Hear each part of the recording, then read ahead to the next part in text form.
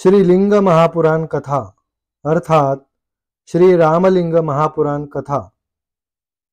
सर्व साधकांना आनंदाची बातमी। भगवान राम, कृष्ण, छत्रपती शिवाजी महाराज यांनी पूजलेले समाजाचे कल्याण करणारे शिवलिंग याविषयी अत्यंत दुर्मिळ, कधीही न ऐकलेली सत्य कथा म्हणजे श्री लिंग महापुराण कथा अर्थात श्री रामलिंग महापुराण कथा। साधक हो, VBK ट्रस्टचे श्री अमृतमंथनेश्वर कल्किदत्त मंदिर, पाषाणवाडी, शिरूर, घोडनदी, जिल्हा पुणे, महाराष्ट्र येथील पंडित चतुर्वेद सायंटिस्ट श्री वत्सवक्षा भगवंत परमहंस परिव्राजकाचार्य श्री काशी विश्वेश्वरानंद सरस्वती महाराज यांच्या अमृतवाणीत श्री लिंग महापुराण कथा अर्थात श्री रामलिंग महापुराण कथा दररोज सायंकाळी 6 ते 7 या वेळेत अवश्य लाभ घेणे।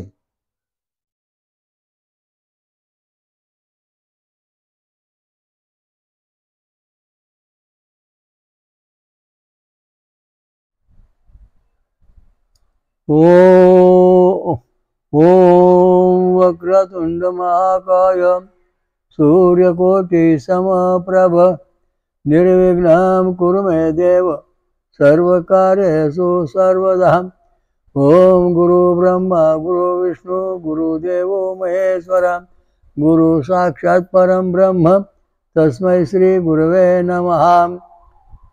ओम दत्त दत्त राम राम ओम दत्त दत्त राम राम ओम शिव शिव श्याम श्याम ओम शिव शिव श्याम श्याम ओम शांताकारं भुजगशयनं पद्मनाभं सुरेशं ओम विश्वाधारं गगनसदृशं मेघवर्णं शुभांगनं ओम लक्ष्मीकान्तं कमलनयनं योगृजानगम्यं वंदे विष्णु भवभयहरं सर्वलोकैकनाथं।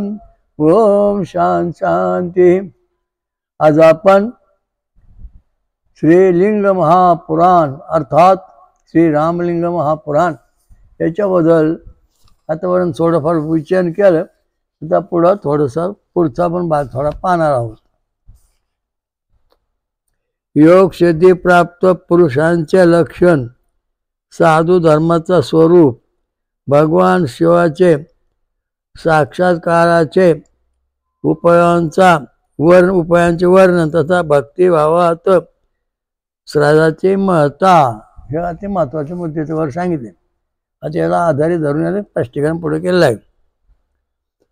सुत म्हणाले, हे उत्तम ब्राह्मणो, संत जितेंद्रिय साक्षात द्विजाती ब्राह्मण क्षत्रिय वैश्य धर्मज्ञ साधु आचार्य शिवात्मा दयावन तपस्वी संन्यासी वैराग्य पारायण ज्ञानी मन पर नियंत्रण राखणारे दानी उदार मनसा वाचा कर्मणा सत्यवादी आत्लुब्ध योगपरायण श्रुतियों तथा स्मृतियों के व्यक्ता श्रुतियों तथा स्मृतियों का अनुकरण करनारा विरोध न करनारा लोगों पर महेश्वर प्रसन्न रहते आहे। आता या ठिकाणी भगवान शिव प्रसन्न कोणला होतात त्याचं आपण या ठिकाणी वर्णन करून सांगितलं। आता या ठिकाणी देव प्रगट कसा होतो जगामध्ये आता सध्या वाद चाललाय। देव कसे प्रगट झाले कोणाला त्याचं काय सांगता येईना। पण एक महत्त्वाचा मुद्दा असा आहे की पाणी आहे, पाण्यामधून मासा वर येतो पुन्हा पाण्यात जातो। त्याप्रमाणे हा देव जे परम ब्रह्म आहे त्याच्यामधून वर येतो दिसतो आणि पुन्हा त्याच्यामध्ये लीन होतो राहतो। पाण्यावरती बुडबुडा येतो तो पाण्याचाच बुडबुडा असतो। त्या बुडबुडा कुठून येतो हा महत्त्वाचा मुद्दा आहे.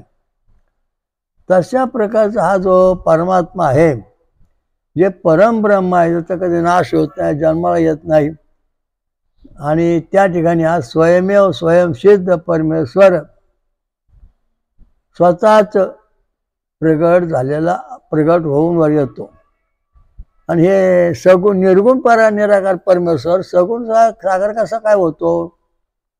आता हे पाणी आहे, हे निर्गुण आहे. पण ते पाणी आपल्याला सगुण स्वरूपामध्ये घ्यायचे. मग पाण्यामध्ये आपण भांडं बुडवलं की ते पाणी वर येणार तेवढंच, आणि पुन्हा जागेवर पाणी आहेच. अशा दृष्टीने काही गुह्य ज्ञान या भगवान शंकराच्या बाबतीत आहे. तर भगवान शंकराचं जे शास्त्र आहे, निर्णय चित्र, निर्णय कल्पना, हे सगळ्या मांडलेले आहेत. परंतु या सर्वात महत्त्वाचा मुद्दा असा आहे की जे परब्रह्म आहे, ज्याचा कधी नाश होत नाही, जन्मत नाही, जे निष्कलंक आहे, त्या ठिकाणी परमेश्वर स्वतः देव सहस्र शीर्षा पुरुषा सहस्राक्षा सहस्रपाद हा भगवान शिव स्वतः प्रगट होतो आणि मग स्थिर होऊन जगाचं कार्य करायला सुरुवात करतो. ज्याप्रमाणे मासा पाण्यातून वर येतो, दिसतो, फिरतो, पाहतो, पुन्हा पाण्यात जातो, त्याचप्रमाणे पाण्यावर बुडबुडा येतो, पाण्यावर फिरतो, पुन्हा पाण्यात मिळतो. अशा दृष्टीने परमेश्वराचं स्वयंभू रचनावस्था आहे. आणि परमेश्वरानेच हे सगळे जग निर्माण केलेलं आहे. तर मानवाला मेंदू कोणी दिला, हातपाय कोणी दिले, डोकं कोणी दिलं, हे याच्यामध्ये छंदाची भक्ती करायला सांगितली, छंद आणि स्वर. तर हे जे शास्त्र आहे, छंद म्हणजे भुईमुगाची शेंग आहे, छंद आणि स्वर आहे, आणि तिच्यात येणारा हा जो शेंगदाणा आहे ते ब्रह्म किंवा परमात्मा असं झालं राहील. त्याप्रमाणे हे जे परमब्रह्म आहे, त्याच्यामध्ये छंद आणि स्वर उमटून देवाने आपलं स्वतःचं शरीर स्वयंमेव प्रगट केलेलं आहे. म्हणून सगुण आणि निर्गुण हा परमेश्वर एकच आहे. परमेश्वर पाहायचा असन तर नदीकडे जाऊन बसा, वर मासावून उभा राहीन, पाहिन तुमच्याकडे, पुन्हा पाण्यात जाईल, पुन्हा पाहिन, पुन्हा पाण्यात जाईल, पुन्हा पाण्यावर बुडबुड येतील, पुन्हा त्याचे मिळतील. अशा दृष्टीने हे परमेश्वराचं रहस्य आहे. परमेश्वर हा स्वयमेव स्वयंभू प्रगट झालेला आहे, त्याला कोणी प्राप्त करणारा किंवा प्रगट करणारा कोण नाही. परमेश्वर नच लिंगम नच वह्याड, आई बाप रहित, स्वतःच तो पिता, स्वतःच माता, स्वतः काय स्वतःच पुत्र, अशा अवस्थेत परमेश्वराने स्वतः स्वयंमेव प्रगट झालेला आहे. हा इथं महत्त्वाचा मुद्दा आहे. आणि लयच बारीक पाहायचा असन तर परब्रह्म हा परमेश्वराचा पिता आणि छंद ही त्याची माता, आणि अशा दृष्टीने हा परमेश्वर अवतीर्ण झालेला आहे. म्हणजे इथं पण तुम्हाला उत्तर मिळालेलं आहे. या दृष्टीने आता आपण श्री रामलिंग महापुराणचा काही भाग सांगत आलेलो आहोत. काही कसं पाहिजे ते सांगितलंय. पुढं पाहू.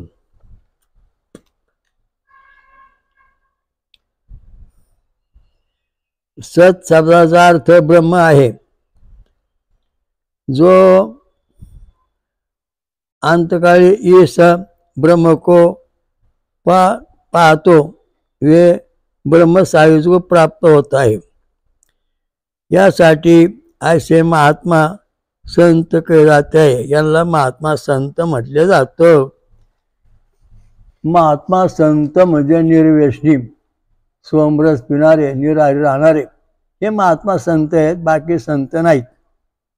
कारण का भूतियान मार्गात संत होऊ शकत नाहीत, पितृयान मार्गात संत होत नाही, वरण भात खाणारे. देवयान मार्गातले संत होतात, फळे खाऊन दूध पिऊन राहणारे, आणि फळांचा रस पिऊन जे राहतात ते ब्रह्म अवस्थेत जातात. बाकीच्यांना कोणालाही ब्रह्म अवस्थेत जाता येत नाही. अमृत प्राप्ती झाल्याशिवाय परब्रह्म अवस्था प्राप्त होत नाही, हा महत्त्वाचा मुद्दा आहे.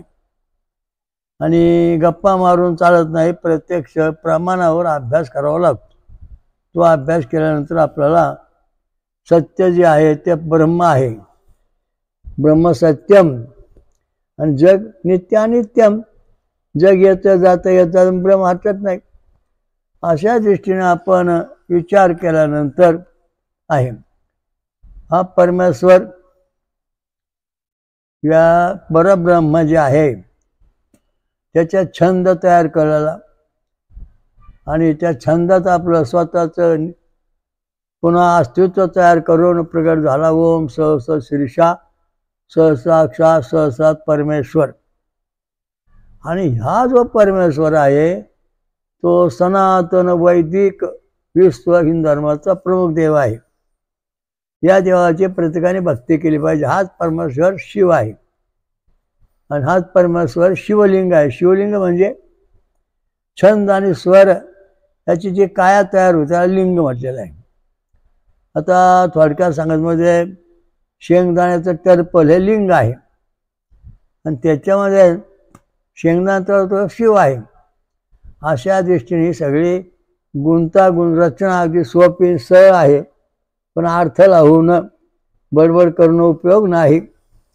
परमेश्वर आहे तुम्ही मानता नका मानू, जो मानेन त्याने माना. सूर्य आहे का? आहे. सूर्य आहे का? नाही. तो उगवतोय, प्रकाश मारतो. याचं कारण असं आहे आपल्याजवळ सगळं काही असून आपली रचना सुद्धा आपल्याला सांगता येत नाही. तुम्ही कसं काय जन्माला आले, तुमचा इतिहास कसा काय आहे. कारण आता विज्ञानदृष्ट्या एक तोफ म्हणजे कुपी तयार होते, त्याच्यामध्ये शुक्राणू अणुक्षा शुक्राणूचे गुणधर्म तयार पासून मग तो शुक्राणू तयार होतो.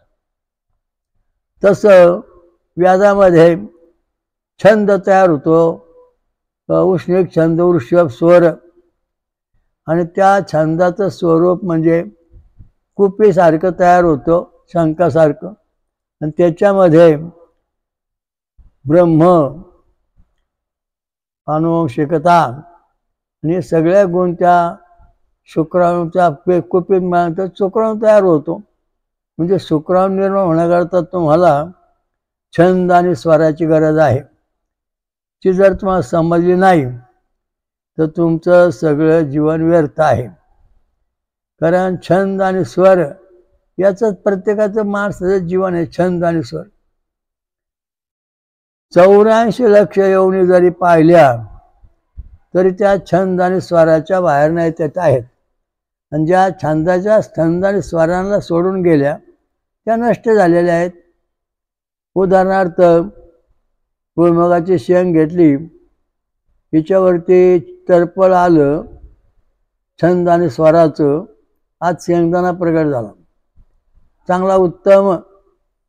पण दुसरं एक झाड होतं त्याला अर्धवटाचं कवच तयार झालं आणि अर्धवट शेंगदाणा ते नष्ट झालं.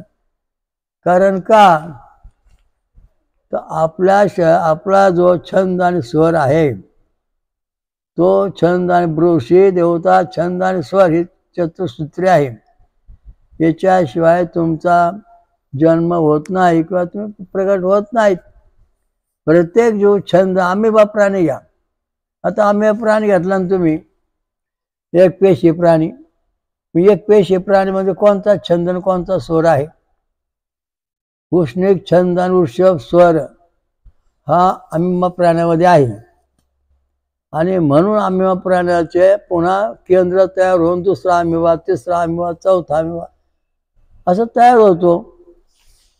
त्याप्रमाणे जो परमात्मा आहे, परमेश्वरापासून हे सगळं जीवसृष्टी अशा प्रकारे प्रकट झाली. म्हणजे कसं, ओम सहस्र शीर्षः पुरुषः सहस्राक्षः सहस्रपात संवृत्ताय दशांगुलम. हा जो परमेश्वर आहे त्या परमेश्वराच्या नाभीतून ब्रह्मदेव प्रकट झाला आणि यांच्या कपाळातून ईशान रुद्र, ईशान कल्पात हे ईशान रुद्र निर्माण झाला. ईशान म्हणजे भगवान शंकर प्रकट झाले आणि भगवान शंकर प्रकट झाल्यानंतर यांच्या डाव्या भागातून पार्वती प्रकट झाली. मग पार्वतीच्या डाव्या भागातून लक्ष्मी आणि उजव्या भागातून राधा प्रगट झाली. आणि मग ते राधा कृष्णाला, लक्ष्मी विष्णूला, पार्वती शंकराला, आणि मग पुढं लक्ष्मी आणि राधा यांच्यापासून गायत्री सावित्री प्रगट झाले ते ब्रह्मदेवाला. अशा दृष्टीने ही आमिबा प्राण्याची जी रचना आहे तीच रचना पुराणामध्ये सांगितलेली आहे. म्हणजे याचा अर्थ असा आहे की तुम्ही जर एक पेशी प्राणी मानला असला तरी विज्ञानामध्ये धर्मामध्ये एक पेशीच परमात्मा मानलेला आहे. छंदचा जगती छंदिशाद सुर हा एक पेशी, त्याच्यापासून बहुपेशीने सगळं निर्माण झालं आमिबा प्राण्यासारखं. आमिबा प्राण्याचा तुमचा एका 2 केंद्र 3 केंद्र तयार होऊन जातो. या ठिकाणी भगवान शंकराची निर्मिती दाखवली आणि भगवान शंकराची अस्तित्व दाखवलं ते अशा प्रकारचं. आता या ठिकाणी भगवान शंकराच्या पासून विष्णू प्रगट झाले, मग विष्णूपासून ब्रह्मदेव त्यांच्या नावापासून प्रगट झाले असं शिवपुराणाचं तत्व. आणि मग या ठिकाणी भगवान शंकराच्या डाव्या भागातून पार्वती, मग पार्वतीच्या डाव्या भागातून उजव्या भागातून डाव्या भागातून लक्ष्मी, उजव्या भागातून रुक्मिणी, राधा आणि लक्ष्मी यांच्यापासून सावित्री गायत्री. म्हणजे राधा कृष्णाला दिली विष्णू, नंतर महालक्ष्मी विष्णूला दिली, पार्वती शंकराजवळ राहिली, नंतर तुमचे सावित्री गायत्री ब्रह्मदेवाला. म्हणजे हे सगळं जर तो विचार केला तर आमिबा प्राण्यासारखीच ही निर्मिती आहे पुराणामध्ये सांगितलेली. तेव्हा जगाने जरी किती सिद्धांत मानला तर हिंदू धर्माची बरोबरी करू शकत नाहीत, कारण हिंदू धर्माला ते हरू शकत नाहीत. कारण तुम्ही जेवढं बोलता तेवढं आपल्या धर्मात आहे. आणि सनातन जो धर्म आहे हा सर्व समाजाचा आहे, जगाचा आहे. सर्व माणूस हा सनातनी आहे. तो परमेश्वरासारखं परपासून जन्माला येतो, त्याचं अस्तित्व वाढतं. पुढं तुमचे काय पंथ असतील ते वेगळे. पण अशा दृष्टीने या ठिकाणी यांनी सांगितलं.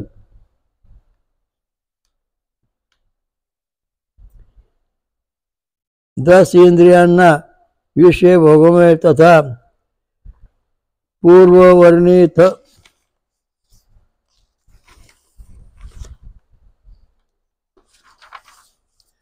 पूर्ववर्णित 8 प्रकारच्या ऐश्वर्यरूप साधनांची अप्राप्तीपासून जो तो क्रोध करतो और न उसकी प्राप्ति से सहसा अनुभव करता है वे जितात्मा कहे जाते. म्हणजे काम, क्रोध, लोभ, मोह, मद, मच्छर, मन, बुद्धी, चित्त, अहंकार हे जे आहेत यांना ज्यांनी जिंकलं, याच्या विजय मिळवला, त्यांना जे जितात्मा म्हणजे जितात्मा कळले. जित आत्मा म्हणजे त्या जितात्मा ही संज्ञा त्याला दिलेली आहे. आता पुढं सामान्य तथा विशेष पदार्थांचे 7 ब्राह्मण, क्षत्रिय, वैश्यांचा संबंध विशेष झाल्याने हे द्विजाती जाती आहे. म्हणजे यांना द्विजाती म्हणजे ब्राह्मण. आता त्याच्यामध्ये ब्राह्मण कोणाला म्हणायचं हे तर तुम्हाला अत्यंत महत्त्वाचा मुद्दा आता तुमच्या समोर येईल. आता याच्यामध्ये ब्राह्मण, क्षत्रिय हे सुद्धा ब्राह्मण, वैश्य म्हणजे व्यापारी हे सुद्धा ब्राह्मण. हे 3 वर्ण जे आहेत यांना ब्राह्मण म्हटलेलं आहे, द्विजाती म्हटलेलं आहे. कारण हे 3 वर्णामध्ये मुंज होते. मुंज काय केली जाते? मागची परंपरा जशी तशी ह्या पिढीत राहावी याच्याकरता गायत्री मंत्र देऊन ते पुढे चालत जात.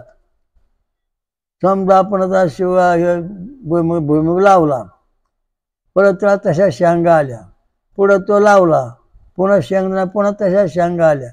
ही जशी वंश परंपरा अनंत काळापासून चालत आलेली आहे तशी गायत्री मंत्राची जी शक्ती आहे मुंजीमध्ये ती जशी तशी पुढच्या पिढीत राहावी. पण ही कशी राहावी याला महत्त्व आहे. की जर तुमची मून झाली किंवा तुम्ही गायत्री मंत्र जपताय तर दररोज अग्निहोत्र केलं पाहिजे, गायत्रीला भोजन दिलं पाहिजे, होम हवन केलं पाहिजे, तिचे जप केले पाहिजेत, स्नान संध्या केली पाहिजे. हे जर तुम्ही केलं नाही आणि नुसतेच मंत्र जपला तर गायत्रीचा कोप होतो. अनेक लोकांचं 3, 13, 9, 12 झालेले आहेत. गायत्री मंत्राची मुंज होऊन सुद्धा अनेक लोक रस्ता तळाला चाललेले आहेत. मला बरेच जण भेटले, म्हणजे महाराज आम्ही गायत्री मंत्र जपतो आणि रोज मंत्र 10,000 जपतो. म्हणजे होम हवन करता का? नाही. अग्निहोत्र नाही. म्हणजे चालतच नाही, कारण तुम्ही गायत्रीला उपाशी ठेवलं. पंचमुखी जी देवी गायत्री आहे तिला तुम्ही उपाशी ठेवलं, त्यामुळे तिचा कोप झालेला आहे. कसा? जर सूर्य उगवलाच नाही तर अंधार हटणार नाही, घरात जर दिवा लावला नाही तर अंधार हटणार नाही. तसं ज्यावेळेला तुम्ही अग्निहोत्र करता त्यावेळेस गायत्री तिथं आल्यानंतर तुमच्या हृदयात प्रकाश पडून तुमचा विकास होणार आहे. जर गायत्री आलीच नाही तर तुमचा विकास होणार नाही. मुंज केलेले सगळे काळात जाणार, ब्राह्मण, क्षत्रिय आणि वैश्य. तथा वेदामध्ये सर्वांना समान हक्क सांगितला आहे. अवैखानक ऋषी, अग्निदेवता, गायछंद, षडजा स्वरात सांगितलं आहे. ओम अग्ऋषी पौमन्यः पांजन्यः पुरोहितः तमीमहे महागयम. ब्राह्मण, क्षत्रिय, वैश्य, क्षुद्र, अतिक्षुद्र यांना परमेश्वर प्राप्ती करण्याचा अधिकार दिलेला आहे. परंतु यांचं आचरण यांच्यापेक्षा श्रेष्ठ पाहिजे. आता हे सगळे ब्राह्मण, क्षत्रिय, वैश्य वरण भात आमटी खाणारे आहेत, शाकाहारी आहेत. पण ज्याच्यापेक्षा श्रेष्ठ आचरण म्हणजे फळे खाणे, दूध पिणे, त्रिकाळ जप करणे, शरीर शुद्ध करीत चालणे, ही जी पद्धत आहे, हे जे कुठल्याही समाजाला माणसाने केलं त्याला ईश्वर प्राप्ती होते असं वेदांचं म्हणणं आहे. तेच म्हणणं पुराणे ब्राह्मण, क्षत्रिय आणि वैश्य सांगितलं. पूर्वी 3 जाती होत्या, ब्राह्मण, क्षत्रिय, वैश्य. नंतर बाकीच्या खूप जाती झाल्या, प्रत्येकाने आपलं स्वतः सोय करता करून घेतल्या. त्या जो जाती म्हणतात. स्वर्ग आदीचं सुख प्रदान करण्यासाठी श्रुती स्मृती प्रतिपादित वर्णाश्रम धर्म का ज्ञान राखून व्यक्ती धर्मज्ञ कडे जात आहे. आता याच्यामध्ये ब्रह्मचारी आश्रम, गृहस्थाश्रम, वानप्रस्थ आश्रम, संन्यासी आश्रम, याला धर्मज्ञ म्हणायचे. म्हणजे 4 आश्रम आहेत. 25 वर्षापर्यंत शाळा शिकायची, भरपूर ज्ञान मिळवायचं, चार्यात पारंगत व्हायचं, पंडित बनायचं. पुढच्या 25 वर्ष संसार करायचा, प्रपंच करायचा. पुढच्या 25 वर्ष तो गृहस्थ आश्रम. पुढं पण 50 ते 75 वर्ष म्हणजे 25 वर्ष त्यांनी वानप्रस्थ निवांत राहायचं, शांत बसायचं, देवधर्म करायचं. आणि 75 ते 100 वर्ष लागलं की त्यांनी संन्यास घ्यायचा. हा धर्मज्ञ, धर्म जाणणारा, ज्याला खरं धर्म कळला, बाकीच्यांना धर्म कळला नाही असा याचा अर्थ होतो.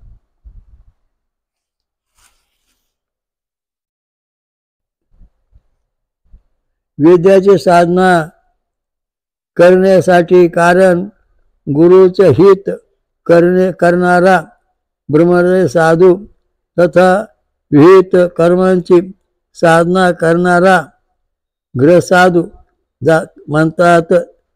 म्हणजे या ठिकाणी गुरु ब्रह्मा गुरु विष्णू म्हणतो. गुरुची साधना करायला सांगितलं, म्हणजे गुरुची सेवा करायला सांगितलं, गुरुजवळ राहायला सांगितलं. म्हणजे कसं की आपण इष्टाजवळ थांबलो की आपली थंडी जाते, इष्टाची आगरीची हवा आपल्या शरीरात शिरते, आपली हुडहुडी जाताना बरं वाटतं. तसं गुरुमार्ग जो आहे त्यांच्या सानिध्यात राहिल्यानंतर आणि जवळ बसून राहिल्यानंतर गुरुची सेवा केली जाते. गुरुची एकनिष्ठ सेवा ग्रस्त आणि संन्यासी साधू ब्रह्मचारी करू शकतात. दोघांना गुरुसेवाचा करण्याचा अधिकार आहे, दोघांना ईश्वर प्राप्ती मिळवण्याचा अधिकार आहे. परंतु गुरुसेवा कशी करावी, त्याचं शिष्यत्व कसं पत्करावं, गुरुशी एकनिष्ठ कसं राहावं. संदीपक नावाचा एक शिष्य होता आणि त्यांचा गुरु होता विद्यास्पती. तर पुढं काय झालं, त्या विद्यास्पतीने ठरवलं आपल्या गुरुने ह्या शिष्याची परीक्षा पाहायची. मग त्याने स्वतःला कुष्ठरोग झाला असं तयार केलं आणि तो झोपला, पडून राहिला. मग तो शिष्य जो होता संदीपक, तो गावात जायचा, फिरायचा, भिक्षा वगैरे आणून गुरूंची सेवा करायचा, त्यांना जेवण द्यायचा. असं करता करता जशी महासती अनुसया पृथ्वी ठरली, तसा हा संदीपक शिष्यसुद्धा सर्वात श्रेष्ठ ठरलेला आहे. कारण ब्रह्मदेव आला, मला सडक्या गुरुची सेवा काय करतो तू, अहो याच्यापेक्षा मी तुला ब्रह्मराज देतो, ब्राह्मण बनवतो, नंतर तुला ब्रह्मपद देतो, तू माझ्याकडे चला. संदीपक मला नाही, मी माझे गुरु सोडून कुठे जाणार नाही, माझ्या गुरु सेवा मी करणार आहे. मग काही वेळानंतर मग भगवान विष्णू आले, ते पण म्हणले महाराज तुम्ही त्या गुरु सेवा सोडून द्या, माझ्यावर तर आम्ही तुम्हाला विष्णुपद देतो, ऐश्वर्य मिळून देतो, सगळी संपद देतो, आणि गुरुचं काय आहे, हे बावट गुरु झोपले ती अडण त्याची तुम्ही सेवा करताय राव, किडे पडे अंगात. झालं काय दिवस शंकर भगवान आले, ते म्हणले तुला मी काशी राज्य होतो, कैलास राज्य होतो, सगळं काय देतो, पण ह्या गुरुची सेवा सोड आणि तू आमच्या राज्यात ये, आमच्या देवलोकात ये, तुला काय कमी पडून देणार नाही. संदीपक मला नाही, माझ्या गुरु सेवा मी करणार, माझ्या गुरु मला सगळं काय देणार आहे. असं म्हणता म्हणता थोड्या वेळाने पुन्हा ब्रह्मा विष्णू महेश तिथे काही दिवसांनी परत आले आणि आपले त्यांचे जे गुरु होते त्या गुरूंचं दिव्य शरीर प्राप्त केलं आणि त्या शिष्याला पण दिव्य शरीर प्राप्त झालं.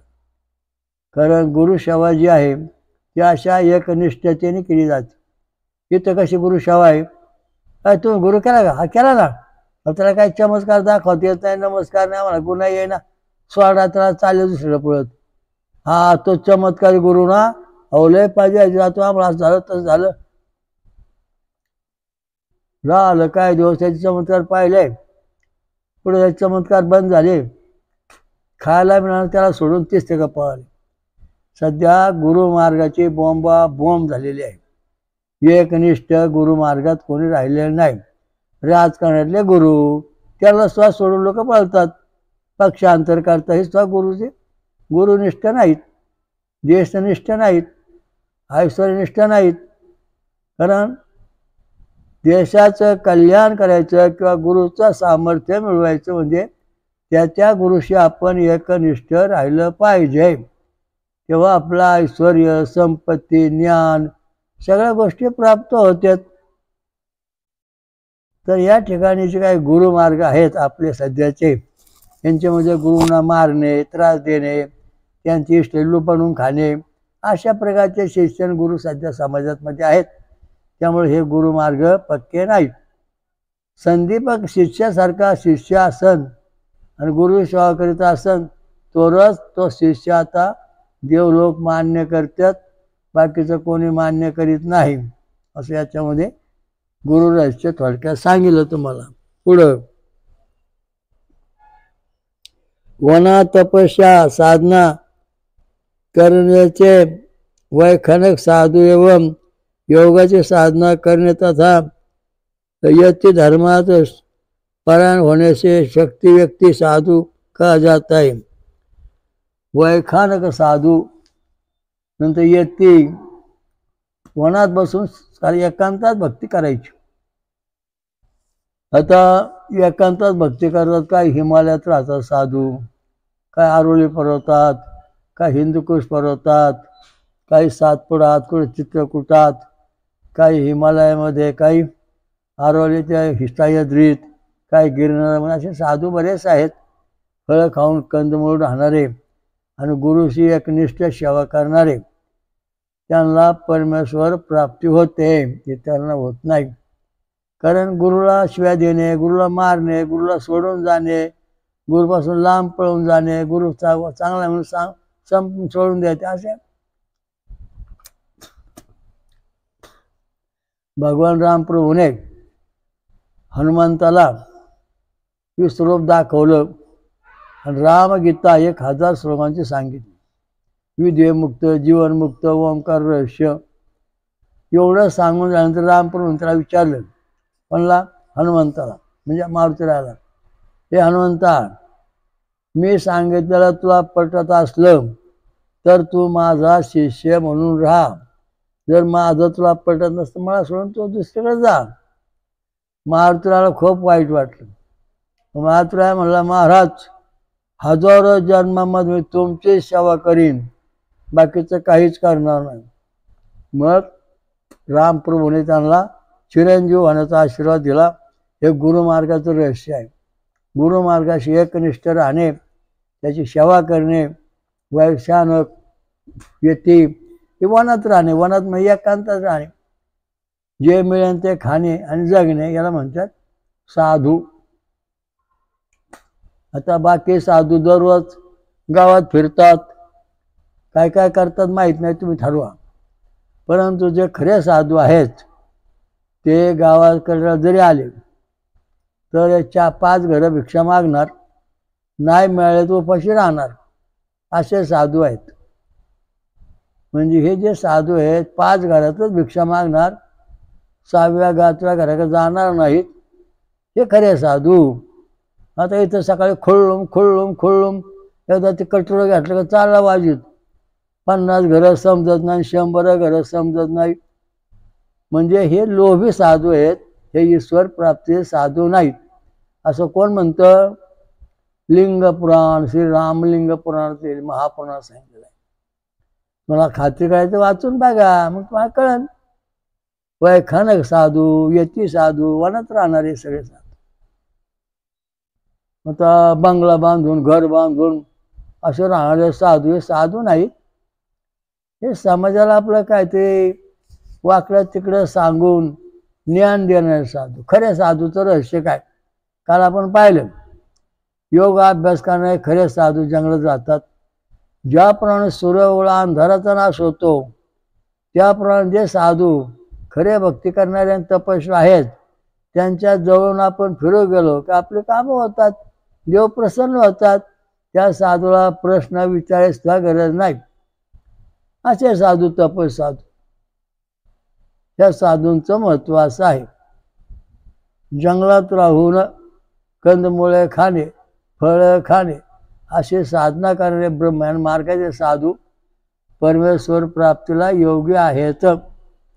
आता हे साधू कसे आहेत ते तुम्ही ठरवायचे. पुढं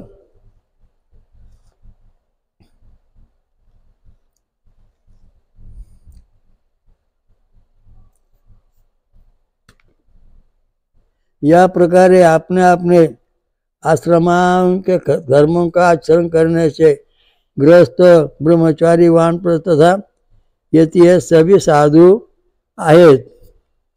आता या ठिकाणी साधू कोणाला म्हणता येईल? गृहस्थ, वानप्रस्थ, ब्रह्मचारी सगळे साधू आहेत. पण ज्याने त्याने आपल्या आश्रमाप्रमाणे आचरण ठेवलं पाहिजे असं म्हणणं आहे. म्हणजे गणपती आश्रम, ब्रह्मदेव आश्रम, विष्णू आश्रम, शिव आश्रम, दत्त, नंतर इंद्र आश्रम, दत्तगर्गचा आश्रम, नंतर विराट आश्रम, हे जे अशी पद्धती आहे देव त्याच्या साधूंच्या सहवासात राहून भक्ती करणे, योग साधना करणे, कंदमुळे खाऊन राहणे, वैराग्य प्राप्त करणे आणि परमेश्वराशिवाय आपल्याला काही दिसत नाही असं बोलणे, हा खरा साधू आहे. त्याचं काय झालं? कुंभमेळा लागला पुढं प्रयागला. त्यावेळेला 1977 सालाच्या आसपास आम्ही कुंभमेळ्याला गेलो. बरंच महिनाभर तिथं होतं संगमावर, गंगेच्या आणि नर्मदेच्या यमुनी संगमावर बसलो. तिथं आली मिलिटरी. म्हणले, महाराज तुम्ही इथं बसू नका. म्हणलं, बाबा देव खरा खोटा पाया करता मी तो बसलोय. मग रात्री जवळ 2-3 हजार मिलिटरी, सगळे साधू, सगळे जागेवर बसले, जागा राहिले, रात्रभर बसले. बरोबर 12 वाजता भगवान शंकर खालूवरून खाली आले. शंकर पार्वती गंगेवर असा लाईट पडला, प्रकाश. मग जय भोलेनाथ घोषणा केली. मग भगवान शंकरने मला आशीर्वाद दिला. पार्वतीने जगन्मातेने वर निघून गेले. हे सगळं सत्य आहे, परमेश्वर आहे, देव आहे. परंतु तुमची बुद्धी आता विज्ञान योगाने फापत चाललेली आहे. हे विज्ञान तुमचं कधीही कल्याण करणार नाही. कारण रोज एक मत, हा चंद्र कोणाचा, त्याचा नियम असा, चंद्र पृथ्वीचा, काही चंद्र स्वतंत्र, हा असा तो तसा. प्रत्येकाने आपली निर्णय मत मांडून समाजाची दिशाभूल केली. वेदाचा अभ्यास करा, पुराणाचा अभ्यास करा, आपलं स्वतःचं म्हणून ठरवा. मग तुम्ही महान साधू बांधणार, तसे तुम्हाला बांधता येणार नाही. साधू म्हणजे जितेंद्रिय, सर्व इंद्रिय जिंकतो तो साधू. आता सगळे आधू. आता बघा परिस्थिती अशी, म्हणजे याच्यामध्ये कुठल्या साधूंचाही तापमान केलेलं नाही. गृहस्थाश्रम, ब्रह्मचार्याश्रम, गृहस्थाश्रम, नंतर वानप्रस्थाश्रम, संन्यासाश्रम, गृहस्थाश्रम, यती धर्म, नंतर साधू धर्म, हे सगळे जेवढे आहेत, ज्यांनी त्याने आपल्या योग्यतेप्रमाणे आश्रयप्रमाणे भक्ती करायची, म्हणजे ते सगळे साधू झाले. नवनाथ हे साधू झाले, त्यांचे भक्त हे साधू झाले. वैष्णव पंथातले संत झाले, साधू झाले. सगळ्या पंथातल्या माणूस, गणपत्य, शाक्त, शैव, नंतर शौर्य, नंतर वैष्णव, दत्त, असे अनेक संप्रदाय जे आहेत, त्या सगळ्या संप्रदायाप्रमाणे ज्याने त्याने आपला अभ्यास करायचा, साधना पक्की करायची, मग ईश्वर प्राप्ती करायची, हे साधू. बाकीच्यांना साधू म्हणता येत नाही. कारण का, परमेश्वराचीच भक्ती करायची तो साधू. ब्रह्मतत्वाचंच ज्ञान काय तो साधू. इथं साधू तसा नाही. चेडे गोटे भानवती करणे ह्या साधू, याच्या मागे पळतात लोक. त्यामुळे हा साधू होऊ शकत नाही, हा आधू आहे. कारण याला ब्रह्म कळलं नाही, याला फक्त माया, फसवणे, मजा दाखवणे, चमत्कार दाखवणे. चमत्कार दाखवणे हा धर्माचा इतिहास आहे. धर्मामुळे चमत्कार व्हावेत, पण ते शुद्ध व्हावेत, अशुद्ध होऊ नयेत. अशा दृष्टीने जे आहेत ते साधू, एकांतात राहणारे, भक्ती करणारे, ग्रस्त असो कोणी असो, त्याने एकांतात बसून ईश्वर चिंतन करणे, आणि तो पण साधू म्हणून गणला जातो. सर्वांना साधू ही पदवी या ठिकाणी दिलेली आहे. धर्म त्याप्रमाणे अधर्म हे दोन्ही शब्द क्रियाचे वाचक आहेत. कुशल धर्म, कुशल कर्माला धर्म असे म्हणतात. अकुशल कर्माला अधर्म असे म्हणतात. आता कुशल कर्म म्हणजे काय? कुशल कर्म आणि अकुशल कर्म असे दोन कर्म आहेत.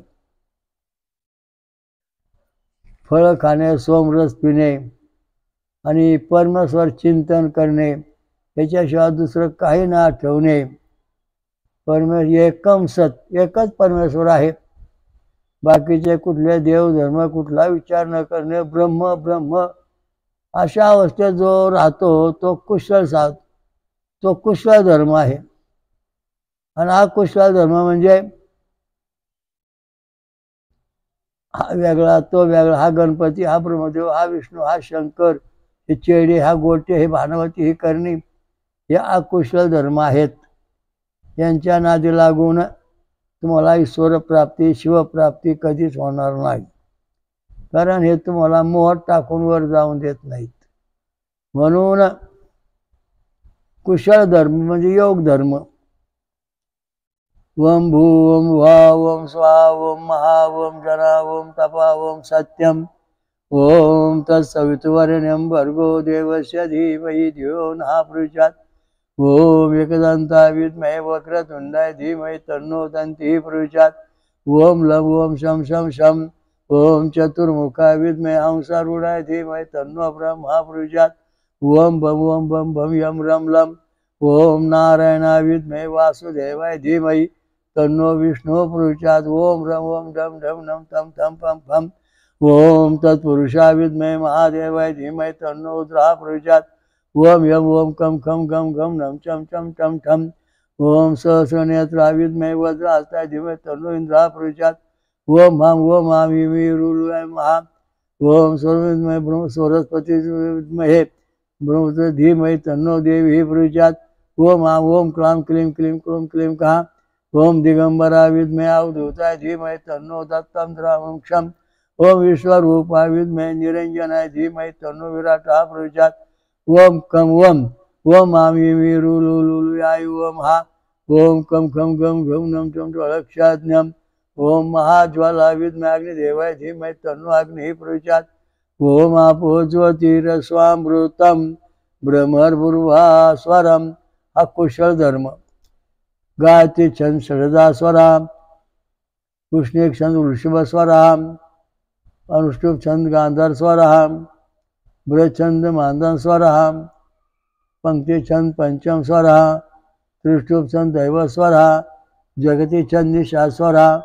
हा कुशल धर्म, त्याच्याशिवाय धर्म नाही। हा कुशल धर्म जो पाळतो आणि जो जंगलात बसून राहतो किंवा सोमरस पिऊन गृहस्थ आश्रमी सुद्धा राहतो, यज्ञ करतो, हा कुशल धर्म आहे। मग अकुशल धर्म कोणता? जादू टोना करणी भानावती काळी विद्या, हा अकुशल धर्म आहे। कारण त्या ठिकाणी वेदाचे मंत्र म्हटले जात नाहीत। छंद आणि स्वरा ऋषी देवता छंद आणि स्वर नाहीत। मनाला मांडल तसे मंत्र लिहिले आहेत। हा अकुशल धर्म आहे, तो कुशल धर्म नाही। या ठिकाणी सांगितलं स्पष्टीकरण आपण केलं।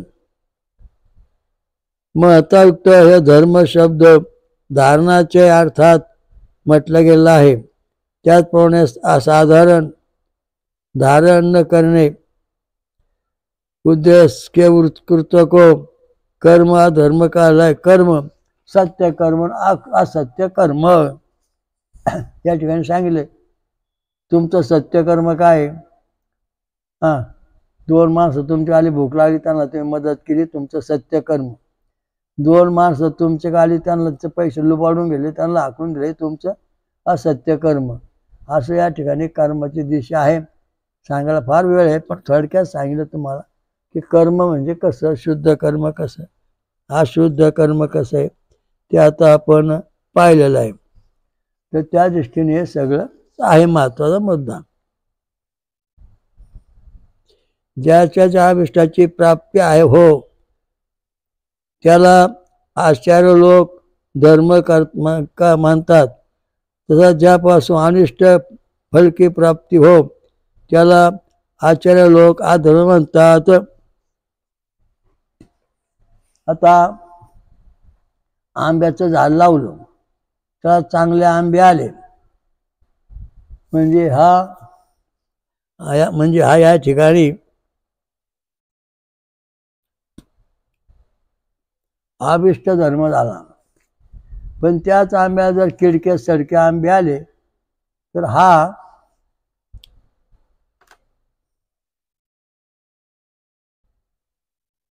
अनिष्ट धर्म झाला। म्हणजे चांगलं कर्म करणे, सत्कर्म करणे, देवाची प्राप्ती करणे, समाजात प्रतिष्ठा मिळवणे, स्वतःच्या हिमतीत कमवून पुढे येणे, हा अभिलेष सत्य धर्म कर्म। आणि अनिष्ट म्हणजे लुबाडून खाणे, चोऱ्या माऱ्या करून घरदार बांधणे, हे सगळं अनिष्ट आहे कर्म। म्हणजे या जे सत्य कर्म आहे त्याने तुम्ही स्वर्गात जाणार। हा सत्य कर्माने तुम्हाला पुन्हा पुन्हा जन्म घ्यावा लागणार, हे तुमचं हा सत्य कर्म आहे। आता सत्य कर्म ना असत्य कर्म, वेद मंत्र रक्तकडे जर आपण विचार केला तर ज्याचा ये बी रक्तकडे आहे त्याने गणपतीची भक्ती करायची, ओ गटवाळीने विष्णूची, ये वाळीने शंकराची, बी वाळीने सूर्याची भक्ती करायची। म्हणजे हे अभिलाष्ट शुद्ध कर्म झालं। पण जेव्हा आपण कुठला विचार न करणार कुठल्या तरी देवांची भक्ती करतो, आपला ताळमेळ नाही, त्यामुळं ते अनिष्ट कर्म झालं ते आपलं फळ प्राप्ती होऊन देणार नाही. त्याचा थोडक्यात उल्लेख या ठिकाणी आपण केलेला आहे. वृद्ध, निर्लोभी, जितेंद्रिय, दंभ म्हणजे न करणारे, पूर्ण विनम्र, सरळ स्वभावाले, लोकांना आचार्य का जात आहे, त्याला आचार्य म्हणतात. आचार्य पदवी मिळवायची म्हणजे तुम्हाला तुमचं आचरण शुद्ध ठेवलं पाहिजे, जितेंद्रिय झाला पाहिजेत, आणि मग तुमचं कल्याण म्हणून तुम्हाला आचार्य म्हटलं जातं. तो आचार्य पदवी तशी मिळत नाही. परमहंस परिवर्जक आचार्य म्हणजे जो परमेश्वराला भेटून आलेला आहे, ज्याचा आचरण शुद्ध आहे, ज्याने जितेंद्रिय जिंकलेले आहेत, तो परमहंस, तो सत्यधर्म. जो स्वयं आचरण करतो आहे, सर्वांना आचरणात नियोजित करीत आहे, आणि शास्त्रांचा अर्थांचा परिश्रम करतो आहे, वो आचार्य का जात आहे. धर्माप्रमाणे वागणे, धर्माचं ज्ञान सांगणे याला आचार्य म्हणतात. धर्मात जे सांगितलंय, सत्यम वद धर्मम चर्म स्वाध्याय करू, सत्यम वद, सत्य बोल, धर्माप्रमाणे वाग, स्वाध्याय, आपण स्वतः कोण आहोत, कसे आहोत, कुठून आलो, याला आचार्य म्हटलं जातं. बाकीच्यांना आचार्य म्हटलं जात नाही.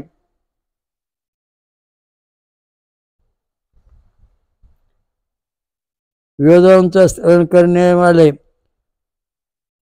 श्रौत तथा शास्त्रांचे अर्थांचा स्मरण करण्यात स्मार्त का जात आहे. आता या ठिकाणी श्रौत म्हणजे वेदांचं श्रवण करणारे ते श्रौत आहेत, आणि शास्त्राचा अर्थांचा स्मरण करणारे आहेत ते स्मार्त आहेत. वेदविद्या रहित, वेदविद्या विहित यज्ञ आदी करणारा जे आहे त्याला सौ तथा वर्णाश्रम संबंधी नियमांचं पालन करणारा स्मार्त कहतात. वेदांचा अभ्यास करणारा, होम हवन करणारा, त्याला स्मार्त म्हटलेलं आहे. त्या दृष्टीने हे महत्त्वाचा मुद्दा या ठिकाणी आलेला आहे, आणि त्या दृष्टीने या ठिकाणी सांगितलेलं आहे. कोणाच्या द्वारा सांगण्यावरून पाहिले गेलेले अनुरूप कथन योग्य तथा अनुरूप कथनाचे अयोग्य विषय को बिना छिपाय अभिव्यक्त करने को लिंग पुराणात अनुसार सत्य कहा जाता है. आता या ठिकाणी लिंग पुराणाचं महत्व असं आहे,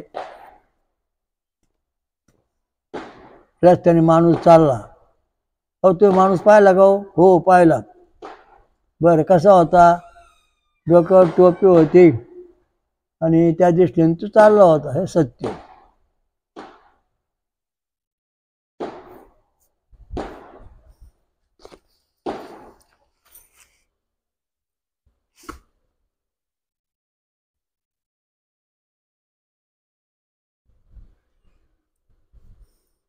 जे पाहिले ते सांगणे, जे हाताने धरले ते पाहणे, याचे कोर्टाचं निमित्त लागू होत. I witness hand catch.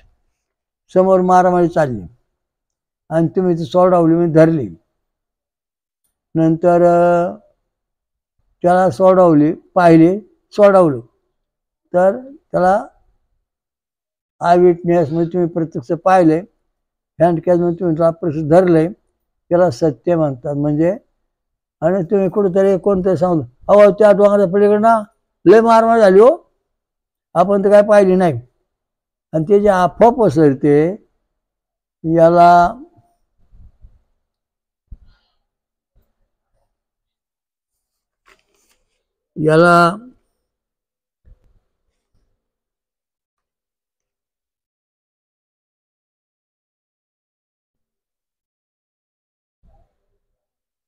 सत्य म्हणत नाही, असत्य म्हणतात.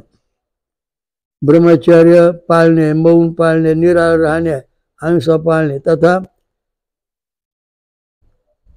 सर्वविध शांतीला शांती रूपाला तप केलं जात आहे. तप म्हणजे काय? ब्रह्मचर्य, मौन, निराहार, अहिंसा तथा सर्वविध शांती याला तप म्हणतात. शांत जिथे ते तप आहे, याला तप करायचं म्हणतात. जो पुरुष सदैव आपल्या हित तथा अहितकी भांती सभी प्राणियांचे हितका ध्यान रखता पाहतो, त्याला हे निरंतर बनी रहने वाली वृत्ती प्रोता दया कही गई है. भूत दया, सभी प्राण्यांचं हित करणे ही जी वृत्ती आहे त्याला भूतदया म्हणतात. क्रमपासून न्यायपूर्वक अर्जित अभिष्टम द्रव्य गुणोला ही दया जाणतात. दाताचे द्वारा प्रदत्त दानाला यही लक्षण आहे. व दान सुद्धा कनिष्ठ, मध्यम तथा श्रेष्ठ 3 प्रकारचं होता है. करुणापूर्वक सभी प्राणियों के निमित्त धन का विभाग करना मध्यम दान आहे. आता श्रेष्ठ दान, मध्यम, कनिष्ठ दान सांगितलं आहे. आता एकदा काय झालं, एक राजा होता. त्याने सांगितलं जा गाय गोळा करून आणा. त्याने सगळ्या गाया गोळा करून आणल्या आणि त्या ठेवल्या. त्यात एक गाय होती, ती गाय एका ब्राह्मणाला दिली. तो ब्राह्मण ती गाय घेऊन चालला. तेव्हा रस्त्यात दुसरा माणूस भेटला, म्हणून माझी गाय चोरी घेतली, तू घेतलीस. नाही म्हणजे राजाने मला देते. असं करीत करीत ते राजापाशी आले. मग ते भांडण सुरू झालं. एक कनिष्ठ दान. आणि जेव्हा राजाने स्वतः एक गाई ब्राह्मणाला दिली, ते श्रेष्ठ दान. अशा दृष्टीने दान धर्म करणे हाच महत्त्वाचा मुद्दा आहे. आता आपण यज्ञ होम हवन करतो. इथं ह्या होम हवनात तुम्ही समजा, जर समजा स्वतः काही हवन टाकलं डब्यात आणि ते हवन आपण होमाला सोडलं तर हे तुमचं श्रेष्ठ दान झालं. पण ते आपण टाकलेलं हवन जर दुसऱ्या माणसाने घेऊन होमात टाकलं तर ते कनिष्ठ दान झालं. आणि तिसऱ्या माणसाने तेच हवन घेऊन मी जेव्हा तुला हवन करतो तू स्मरण चांगलं कर असं म्हणला तर ते कनिष्ठ घातक दान आहे. कारण हे चालत नाहीत. स्वतःच्या कष्टाचं देवधर्म करावा लागतो. दुसऱ्याच्या कष्टावर देवधर्म करून चालत नाही. जे जे महान साधू आहेत ते स्वतःच्या कष्टाने देवधर्म करतात, स्वतः देवभक्ती करतात, स्वतःचं सामर्थ्य वाढवण्यात नाहीत आणि ईश्वर चिंतन करतात. मी मोठा आहे, मला व्याजा वजा, माझं स्मरण करा, मी देव आहे, असं कुठलाही साधू इथं म्हणत नाही. आणि तो जो कनिष्ठ दान धर्म जो आहे ते उत्तम, मध्यम आणि कनिष्ठ अशा प्रकारचा आहे. उत्तम दान म्हणजे काय? तुमच्या दारावरून साधू आला, त्याला तुम्ही पुरणपोळी, जेवण, गुलाबजाम दिले, ते उत्तम दान झालं. दुसरा साधू आला दुसऱ्या घरापाशी, त्याला ते शिळी भाकरी दिली, पुढचं कालवण दिलं, ते झालं मध्यम दान. पुन्हा तिसरा साधू आला, त्याला तुम्ही शिळे तुकडे, फुटके तुकडे भाकरी त्याला दिली, कनिष्ठ दान झालं. म्हणजे हे सगळं दान तुम्हाला घातक आहे. आता काय करायचं आपण? आता आपण होम हवन करतोय आणि दुसऱ्याने त्या होम हवनाच्या डब्यामध्ये धान्य ठेवलंय. ते धान्य ज्याने ठेवलंय त्याने सोडलं तर ते उत्तम दान झालं. दुसरा माणूस घेऊन सोडीन तेव्हा ते कनिष्ठ दान झालं, मध्यम दान झालं. आणि जेव्हा तिसरा माणूस सांगतो, जेव्हा मी तुला हे दान वाहतोय तो स्वीकार कर, तेव्हा ते आज म्हणजे कनिष्ठ दान झालं. म्हणजे दान होऊ शकत नाही. कारण तुम्ही ज्या वेळेस एका माणसाने होम हवन करण्याकरता डब्यामध्ये भरपूर होम हवन सोडलं आणि तो माणूस तर फार भिकारी होता, त्याला काय येत नव्हतं, परंतु मी त्यांना सांगितलं ज्यांच्याने आपल्या कष्टाने दान द्या, होम हवन करा, तुम्हाला फायदा होईल. पण कोणी ऐकलं नाही. जो तो आला त्यात ते थोडे धान्य घेतले, होमात सोडले, तिसरा आळा दान घेतले होमास, असे जवळजवळ 400-500 लोकांनी त्या होम हवनामध्ये होम सोडला. तेवढ्या 500-1000 लोकांचं पुण्य जो भिकारी होता त्याला मिळालं आणि तो श्रीमंत झाला. कारण हे त्यांनी केलेलं दान हे श्रेष्ठ दान ठरलं. आणि तुम्ही त्याच्या जीवावरती होमास सोडलं, ते कनिष्ठ दान झालं. तुमचं पुण्य संपलं, तुम्हाला अजिबात पुण्य नाही आणि तुमचा तडफडून नष्ट होण्याची लक्षण आहेत. स्वतः देवधर्म स्वतःच्या पैशाने करणे, स्वतः देवाला पाणी घेऊन घालणे, स्वतः देवाला गण लावणे, देवाची पूजा करणे हे शास्त्र आहे. दान धर्म करायचा म्हणजे मनात कुठलीही शंका न ठेव, देवा तुला मी रुपया देतो, हे झालं कनिष्ठ दान. देवा मी तुला निष्काम दान करतो, हे झालं श्रेष्ठ दान. आणि देवा माझ्या नवसाला पाहू, तुला मी बटार पाव देईन किंवा पैसे देईन, हे झालं कनिष्ठ म्हणजे अधम दान. तर अशा दृष्टीने दान धर्म करताना सुद्धा विचार केला पाहिजे, असं लिंग पुराणात महापुराणात सांगितलेलं आहे. म्हणजेच अर्थात श्री रामलिंग महापुराणात सांगितलं आहे. असा विषय चाललेला आहे. तो विषय आता या ठिकाणी आपण उद्या पुढचा भाग पाहू. ओम श्री अमृत मंथनेश्वर कल्किदत्त महाराज के जय. स्वयंभू महापंच सागरेश्वरी महादुर्गा शाकंभरी माता की जय. अतुसिंह की जय. साधु सानुसाय माता की जय. सर्व देव देवतां की जय. साधु संतन की जय. धर्म की जय हो. श्री गुरुदेव दत्त. हरि ओम तत्सत. ओम शांती शांती शांती. VBK ट्रस्टची योजना बेकारी संपविणे, वेदमंत्र आणि रक्तगट प्रचार करा. समाजाकडून मदत होते. जगभर घरोघरी प्रचार करा. अधिक माहितीसाठी पुढील पत्त्यावर भेट देणे किंवा संपर्क साधणे. VBK ट्रस्टचे स्वयंभू विश्वराजा श्री अमृत मंथनेश्वर कल्किदत्त मंदिर, पाषाणवाडी, शिरूर, घोड नदी, जिल्हा पुणे, महाराष्ट्र. हरि ओम दत्त.